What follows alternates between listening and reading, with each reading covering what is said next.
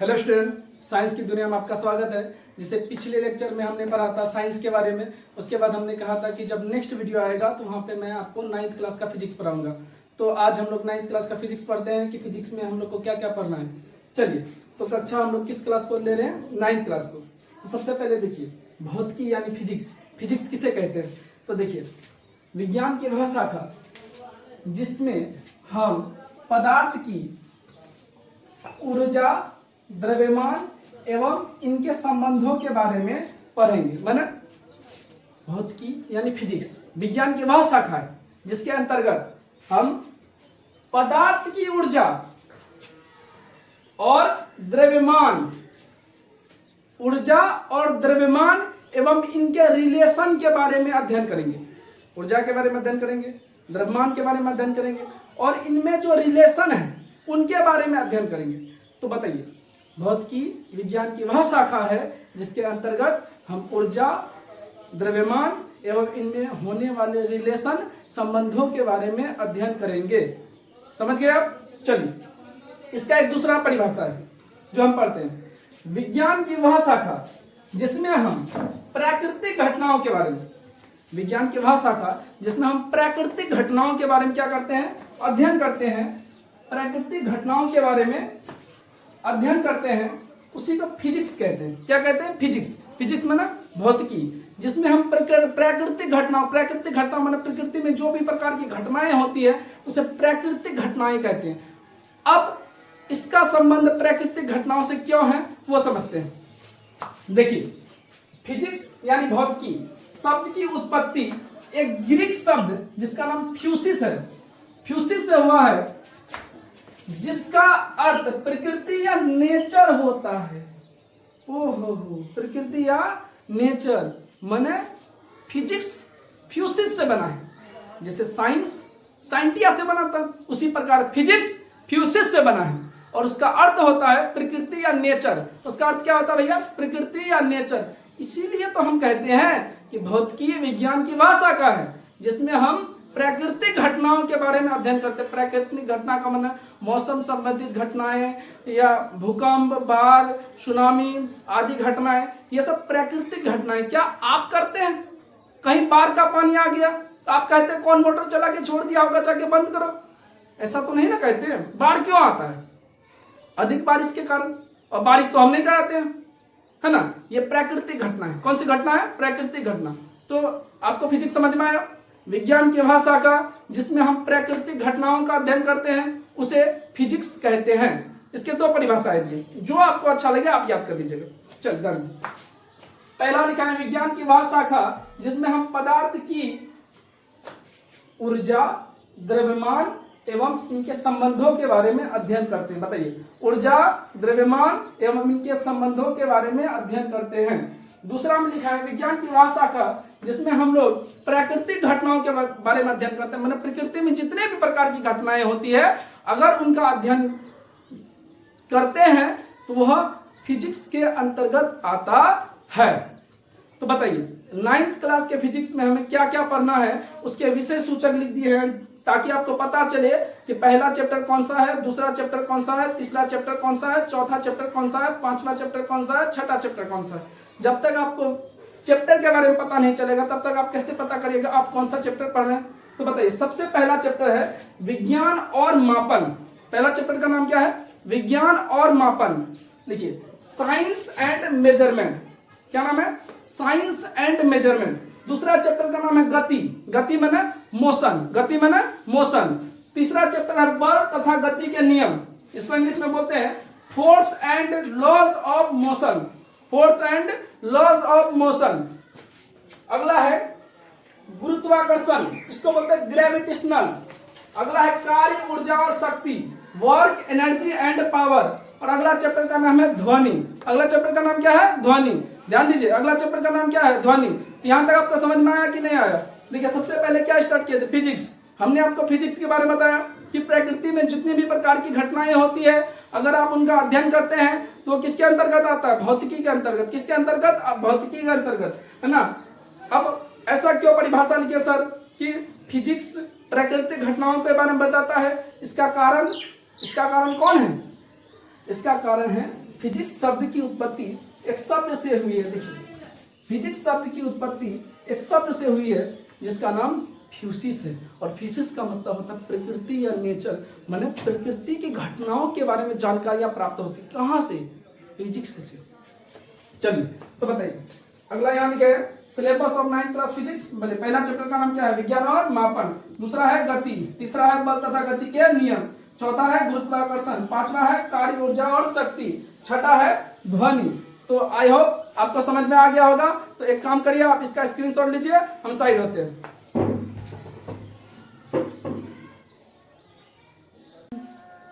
आशा है कि आप छाप लिए होंगे, है ना। चलिए, तो फिजिक्स का जो पहला चैप्टर है जिसका नाम है विज्ञान और मापन, इंग्लिश में इसको बोलते हैं साइंस एंड मेजरमेंट, इसके बारे में अध्ययन करते हैं। तो विज्ञान में पहला चैप्टर क्या है? विज्ञान और मापन।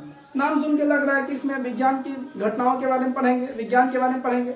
और मापन माने मेजरमेंट, किसी भी चीज का मेजरमेंट के बारे में आप पढ़िएगा।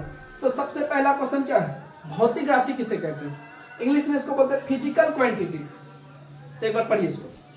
हमने लिखा है दुनिया की वह राशि जो भौतिकी के नियमों का पालन करता है एवं जिसे मापा जा सकता है उसे भौतिक राशि कहते हैं। तो बताइए, भौतिक राशि किसे कहते हैं? दुनिया का वह राशि जो भौतिकी के नियमों का पालन करेगा एवं जिसे मापा जा सकता है उसे भौतिक राशि कहते हैं। यानी अगर भौतिकी में रहना है तो भौतिकी के नियमों का पालन करना पड़ेगा। ऐसा कोई राशि नहीं है भौतिकी में जिसे मापा नहीं जा सकता। तो बताइए, भौतिक राशि क्या है? हम कहेंगे दुनिया की वह राशि जो भौतिकी के नियमों का पालन करता है एवं जिसे मापा जा सकता है उसे भौतिक राशि कहते हैं। चाहे आप हिंदी में पढ़िए, चाहे आप उर्दू में पढ़िए, चाहे आप फारसी में पढ़िए, आप किसी भी विषय में पढ़िएगा, अगर आप भौतिक राशि पढ़िएगा, जब तक भौतिक राशि में कोई भी राशि भौतिकी के नियमों का पालन नहीं करेगा तब तक वह भौतिकी के अंतर्गत नहीं आएगा। और जितनी भी भौतिक राशि है सबको मापा जा सकता है। जितनी भी भौतिक राशियां हैं सभी को क्या कर सकते हैं? हम माप सकते हैं। मापना माने किसी चीज का मेजरमेंट करना, मापना माने किसी चीज का मेजरमेंट करना। तो बताइए, भौतिक राशि किसे कहते हैं? पूरे दुनिया की वह राशि जो भौतिकी के नियमों का पालन करता है और जिसे मापा जा सकता है उसे भौतिक राशि कहते हैं। यहां तक समझ में आया कि नहीं? चाहे कोई भी राशि हो, अगर वो भौतिक राशि है तो उसे मापा जा सकता है। समझ में आया? चलिए जैसे देखिए, जैसे बल, लंबाई, समय, जितनी भी भौतिक राशियां हैं सभी भौतिक राशियों को हम माप सकते हैं। ऐसी कोई भौतिक राशि नहीं है जिसे हम नहीं माप सकते हैं। भौतिक राशि का मतलब बोलिए, आसान शब्द में समझिए, जिस राशि को माप सकते हैं, माप सकते हैं मतलब मेजरमेंट कर सकते हैं, उसे भौतिक राशि कहते हैं। जैसे लंबाई, क्या आप लंबाई को नहीं मापते हैं? मापते हैं, फीट में मापते हैं, सेंटीमीटर में मापते हैं, मीटर में मापते हैं, मापते हैं कि नहीं मापते? जैसे भैया आपकी खेत की नपाई होती है, आप कपड़ा सिलवाने देते हैं, खुद की नपाई करते हैं, अरे स्कूल ड्रेस ना सिलवाए भैया, तब तो बताइए, तो लंबाई को माप सकते हैं, समय को माप सकते हैं, बल को माप सकते हैं। अब कैसे माप सकते हैं वो आगे बताएंगे, है ना। चलिए, और दूसरा है अभौतिक राशि, नॉन फिजिकल क्वांटिटी। अब अभौतिक राशि क्या है? भौतिक राशि का जस्ट उल्टा, एकदम उल्टा। भौतिक राशि वह राशि जिसे माप सकते हैं, वो भौतिक राशि है। अभौतिक राशि क्या? जिसे आप नहीं माप सकते हैं, जिसे आप नहीं माप सकते हैं वो क्या कहलाता है भैया? अभौतिक राशि कहलाता है। उसे क्या कहलाता है भैया? अभौतिक राशि कहलाता है। अभौतिक राशि का मतलब जिस राशि को आप नहीं माप सकते हैं उसे अभौतिक राशि कहते हैं। जैसे एग्जांपल समझिए, जैसे दुख, क्या आप दुख को माप सकते हैं? नहीं।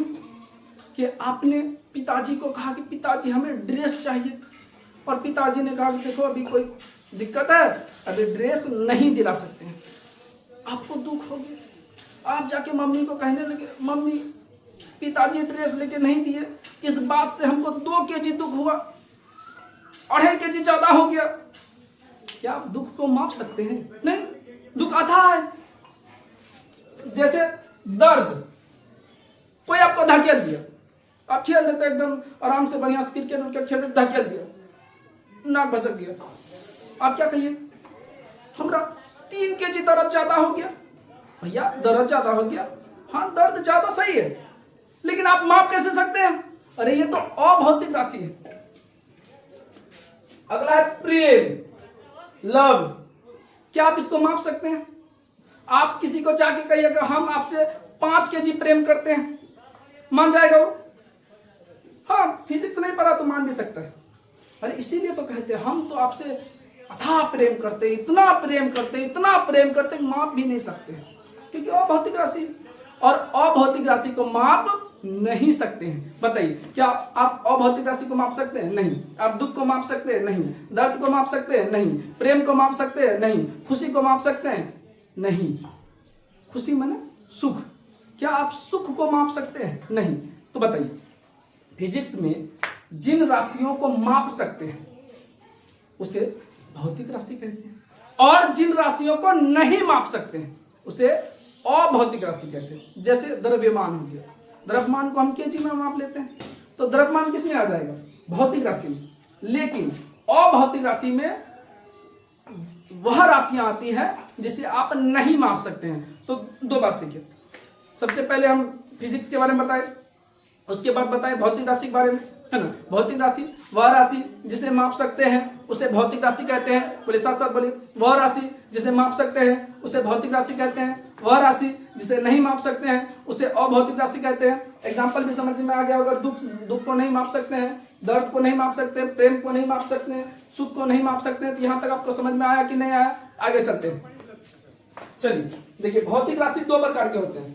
भौतिक राशि माना जिन राशि को माप सकते हैं उसी को भौतिक राशि कहते हैं। तो भौतिक राशि कितने प्रकार क्या है? 2। एक है मूल राशि, इसका दूसरा नाम है आधारी राशि, इंग्लिश में बोलते हैं फंडामेंटल या बेसिक क्वांटिटी। चलिए अगला है व्युत्पन्न राशि। व्युत्पन्न राशि को कहते हैं डिराइव्ड क्वांटिटी।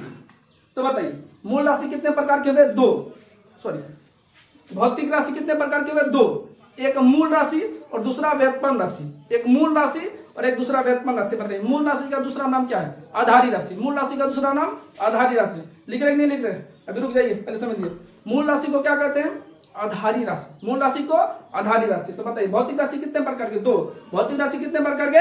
2। एक मूल राशि और दूसरा व्युत्पन्न राशि। एक काम करिए, आप इसका स्क्रीनशॉट लीजिए। बाकी अब हम लोग पढ़ेंगे भौतिक राशि के प्रकार के बारे में, कि भौतिक राशि कितने प्रकार के होते हैं? 2। तो मूल राशि किसे कहते हैं और व्युत्पन्न राशि किसे कहते हैं? तो समझते हैं मूल राशि, पहले समझेंगे उसके बाद लिखेंगे। तो पहला भैया मूल राशि। मूल राशि इसको बोलते हैं बेसिक क्वांटिटी, और भी नाम है फंडामेंटल क्वांटिटी भी है, बेसिक क्वांटिटी, है ना। चलिए आप इसको लिखेंगे वह राशि जिसे, या लिख सकते हैं वह राशि जो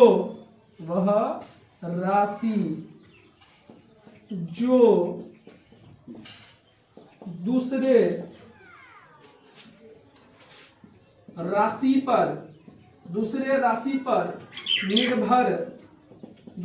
पर निर्भर नहीं रहता है उसे मूल राशि कहते हैं। उसे मूल राशि कहते हैं। या और देखिए, इसका लिख सकते हैं स्वतंत्र राशि को मूल राशि कहते हैं। बताइए, स्वतंत्र राशि को कौन सा राशि कहते हैं भैया? मूल राशि कहते हैं। मूल राशि कहते है। समझिए आखिर मूल राशि क्या है, समझिए मूल राशि, ध्यान दीजिए। तो हमने लिखा है मूल राशि क्या है, मूल राशि माने बेसिक क्वांटिटी है ना, लेकिन वह राशि जो दूसरे राशि पर निर्भर नहीं करता है, माने जो स्वतंत्र है। ऐसी राशियां जो दूसरे राशि पर निर्भर नहीं करती है उसे मूल राशि कहते हैं। तो आप ऐसा भी कह सकते हैं स्वतंत्र राशि को मूल राशि कहते हैं। बताइए, स्वतंत्र राशि को मूल राशि कहते हैं। माने ऐसी राशि जो दूसरे राशि पर निर्भर नहीं करती है उसे मूल राशि कहते हैं। जब शुरुआत में हम लोग भी पढ़े थे तो एक चीज का दिक्कत बड़ा आता था। दिक्कत यह बात का आता था कि ऐसा क्या है जो दूसरे पर निर्भर नहीं है, क्या है जो स्वतंत्र है, कौन है जो स्वतंत्र नहीं है, ऐसा कौन है जो स्वतंत्र है, कौन है जो नहीं है। टीचर आए पढ़ा दिए, देखिए स्वतंत्र राशि को मूल राशि कहते हैं। बच्चा खुश, जा समझ गए, क्या क्या समझे पता नहीं। देखिए भौतिक राशि दो प्रकार के, एक मूल राशि और दूसरा व्युत्पन्न राशि। मूल राशि वह राशि जो दूसरे राशि पर निर्भर नहीं रहता है उसे मूल राशि कहते हैं, और स्वतंत्र राशि को मूल राशि कहते हैं। आप दिक्कत मत लीजिए, जैसे जैसे आगे बढ़ते चलेंगे आपको मूल राशि समझ में पूरा पूरा आएगा। बस अभी आप याद रखिए कि स्वतंत्र राशि को मूल राशि कहते हैं। मूल राशि किसी पर डिपेंड नहीं है, जैसे हम लोग हैं या आप लोग हैं, अभी डिपेंड है माता पिता पर, लेकिन माता पिता किस पर डिपेंड है, किसी पर नहीं। वो सेल्फ डिपेंडेंट है, खुद कमाते हैं, खुद का पालन पोषण करते हैं, साथ ही साथ हमारा पालन पोषण करते हैं। अरे हाँ या ना, आप बोलेंगे हाँ।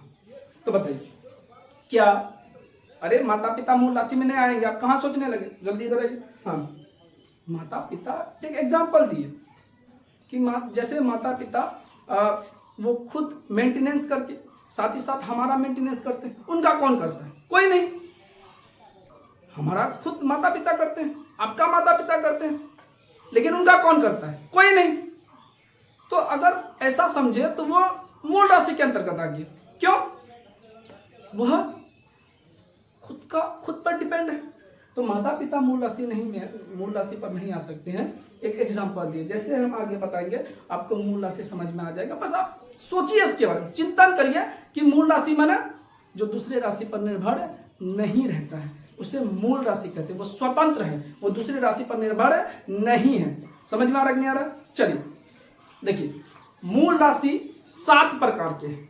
मूल राशि 7 प्रकार के हैं। बोलिए, मूल राशि 7 प्रकार के हैं। मतलब 7 राशियां ऐसी है जो दूसरे राशि पर निर्भर नहीं है। बोलिए, 7 राशि ऐसियां हैं जो दूसरे पर निर्भर नहीं है। उन्हीं 7 राशियों को मूल राशि कहते हैं। बोलिए, उन्हीं 7 राशियों को मूल राशि कहते हैं। इसका मतलब मूल राशि कितने प्रकार के, बोलिए कितने प्रकार के, बोलिए 7 प्रकार के। कितने प्रकार के? 7। तो हम लिखेंगे मूल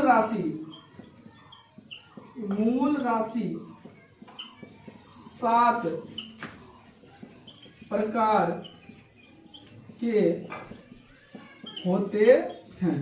पहला लिखिए, पहला है द्रव्यमान। पहला क्या है? द्रव्यमान, इसको बोलते हैं मास। दूसरा है लंबाई, इसको बोलते हैं लेंथ। तीसरा है समय, क्या है जी? समय, इसको बोलते हैं टाइम, है ना। उसके बाद है तापमान, क्या है जी? तापमान, इसको बोलते हैं टेम्परेचर।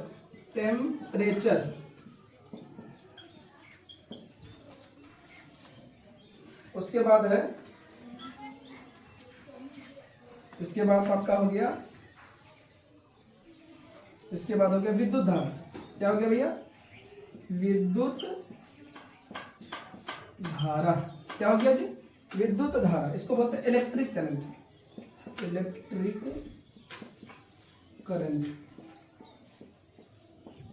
इसके बाद है ज्योति तीव्रता, इसको बोलते हैं लुमिनियस इंटेंसिटी, लुमिनियस इंटेंसिटी। अगला है 7वां, पदार्थ की मात्रा, पदार्थ की मात्रा, इसको बोलते हैं amount of substance, amount of substance. देखिए ये 7 मूल राशियां हैं। बताइए कितने मूल राशियां हैं? 7। और 7 मूल राशि को आपको याद करना पड़ेगा। यही राशियां ऐसी है जो दूसरे राशि पर निर्भर नहीं है। यही 7 राशियां दूसरे राशि पर निर्भर नहीं है। बाकी जितनी भी राशियां बनी है इन्हीं 7 राशियों से मिलकर बनी है। इसीलिए मूल राशि को कहते हैं कि दूसरे पर डिपेंड नहीं है। दूसरे पर डिपेंड का मतलब ये जितने भी राशियां हैं ये खुद से बने। अब आपको कंफ्यूजन होगा कि खुद से कैसे बने हैं, है ना? तो वो हम आप आगे समझा देंगे, आप उसका दिक्कत मत लीजिए। बस अभी याद रखिए मूल राशि कितने प्रकार के होते हैं? 7। मूल राशि कितने प्रकार के होते हैं? 7। मूल राशि कितने प्रकार के होते हैं? 7। तो बच्चा बोलो मूल राशि कितने प्रकार के होते हैं? 7। पहला द्रव्यमान, दूसरा लंबाई, तीसरा समय, चौथा तापमान, 5वां विद्युत धारा, 6वां ज्योति तीव्रता, 7वां पदार्थ की मात्रा। बोलिए 7वां क्या है? पदार्थ की मात्रा। 7वां क्या है? पदार्थ की मात्रा। बताइए मूल राशि कितने प्रकार के? मूल राशि कितने प्रकार के? मूल राशि कितने प्रकार के? 7 प्रकार के। कितने प्रकार के? 7। 7 बोलिए। मूल राशि कितने प्रकार के? बोलिए जल्दी। मूल राशि कितने प्रकार के? 7 प्रकार के। कितने प्रकार के? 7 प्रकार के। कौन कौन से? पहला बोलिए द्रव्यमान, लंबाई। 7 बोलिए द्रव्यमान, लंबाई, समय, तापमान, विद्युत धारा, ज्योति तीव्रता, पदार्थ की मात्रा। बोलिए द्रव्यमान, लंबाई, समय, तापमान, पदार्थ की मात्रा, ज्योति तीव्रता। बताइए तो मूल राशि कितने प्रकार के हो गए? 7। मूल राशि कितने प्रकार के हो गए? 7। बताइए क्या मूल राशि आपको समझ में आ रहा है कि नहीं आ रहा? मूल राशि वह राशि जो दूसरे राशि पर निर्भर नहीं करता है उसे मूल राशि कहते हैं। स्वतंत्र राशि को मूल राशि कहते हैं। माने वह राशियां जो दूसरे पर डिपेंड नहीं करती है, वह स्वतंत्र होती है, उसे मूल राशि कहते हैं। ये जितने भी राशियां आपको दिख रही है ये सारे के सारे स्वतंत्र है, ये दूसरे पर निर्भर नहीं करते हैं, इसीलिए इसको मूल राशि कहते हैं। क्या यहाँ तक आपको समझ में आया कि नहीं? बताइए हम कहां से पढ़ा रहे हैं आपको? भौतिक राशि। बताइए कहां से पढ़ा रहे हैं? भौतिक राशि। वह राशि जो दूसरे राशियों, वह राशि जिसे मापा जा सकता है और जो भौतिकी के नियमों का पालन करता है उसे ही तो क्या कहते थे?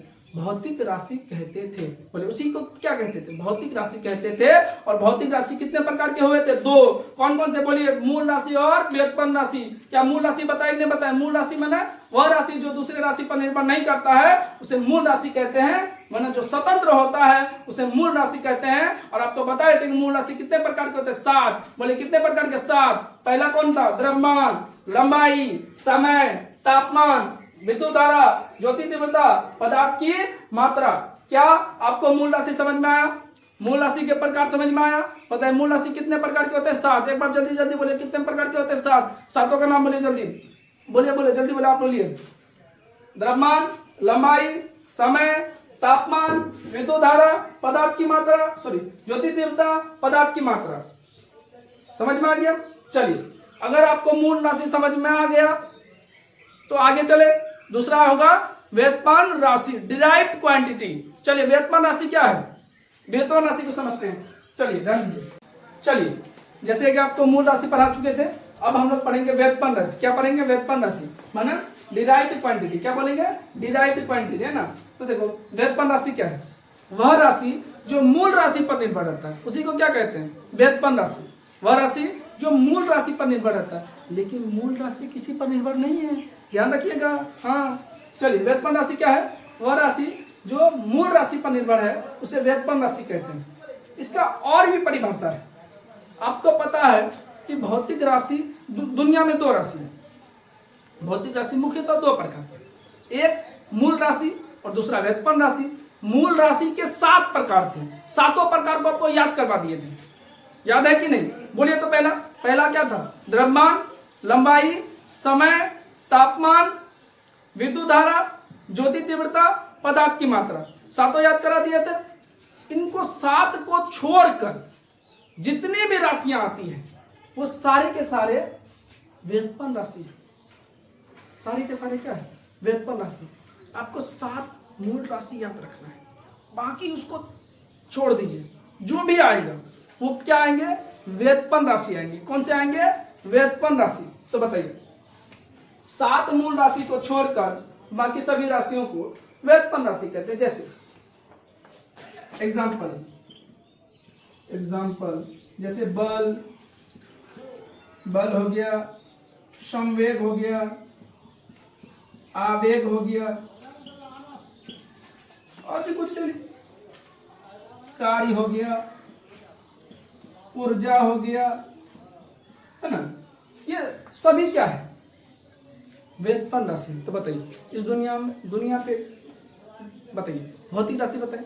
हमने कहा कि जो भौतिकी के नियमों का पालन करेगा उसे भौतिक राशि कहते हैं। जो भौतिकी के नियमों का पालन करेगा उसे भौतिक राशि कहते हैं। भौतिक राशि कितने प्रकार की? 2, एक मूल राशि और दूसरा व्युत्पन्न राशि। एक मूल राशि, दूसरा व्युत्पन्न राशि। वह राशि जो दूसरी राशि पर निर्भर नहीं करता है उसे मूल राशि कहते हैं। वह राशि जो दूसरी राशि पर निर्भर करता है उसे व्युत्पन्न राशि कहते हैं। और इसका दूसरा डिफिनेशन लिखा है कि 7 मूल राशि 7 है, उसको छोड़ के बाकी जो भी होगा वो व्युत्पन्न होता है। तो 7 मूल राशि को छोड़कर बाकी सभी राशियों को क्या कहते हैं भैया? व्युत्पन्न राशि कहते हैं। जैसे देखिए, बल, संवेग, आवेग, कार्य, ऊर्जा, क्या इसमें 7 में एक को दिखाई दिया? नहीं, क्योंकि जितने भी व्युत्पन्न राशि है वो मूल राशि को छोड़कर या मूल राशि से बने होते हैं, या उस 7 मूल राशि को छोड़ दीजिए, बाकी जो भी मिलेगा आपको वो होगा व्युत्पन्न राशि। क्या होगा भैया? व्युत्पन्न राशि। तो बताइए, हमने आपको मूल राशि पढ़ाया, हमने आपको व्युत्पन्न राशि पढ़ाया, तो एक काम करेंगे, व्युत्पन्न राशि का एक बार स्क्रीनशॉट ले लेंगे, उसके बाद हम आगे पढ़ेंगे, है ना। चलिए देखिए, किसी भी भौतिक राशि को लिखने के लिए, है ना, 2 चीजों की आवश्यकता पड़ती है, एक संख्या और दूसरा मात्रक। बोलिए, किसी भी भौतिक राशि को दर्शाने के लिए या लिखने के लिए 2 चीजों की आवश्यकता पड़ती है, एक भैया संख्या और दूसरा भैया मात्रक।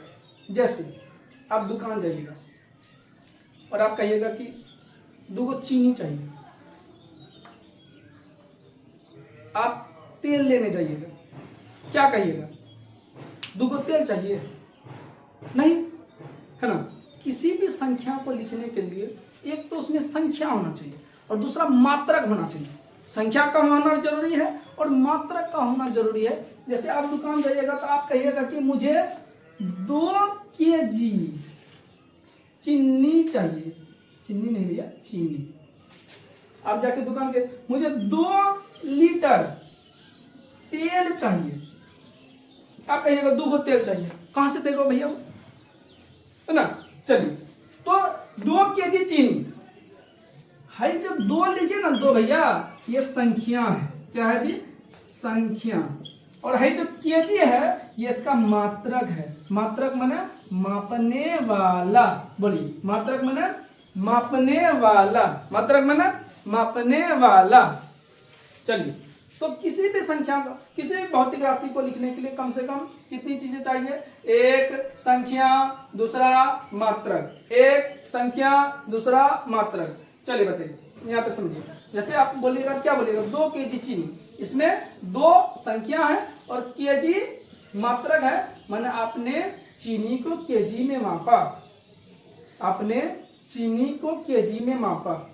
अलग अलग चीजों को मापने के लिए अलग अलग मापक आते हैं। अगले क्लास में जब हम आपको बताएंगे, वहां मात्रा के बारे में बताएंगे कि मात्रा का माने होता है मापने वाला।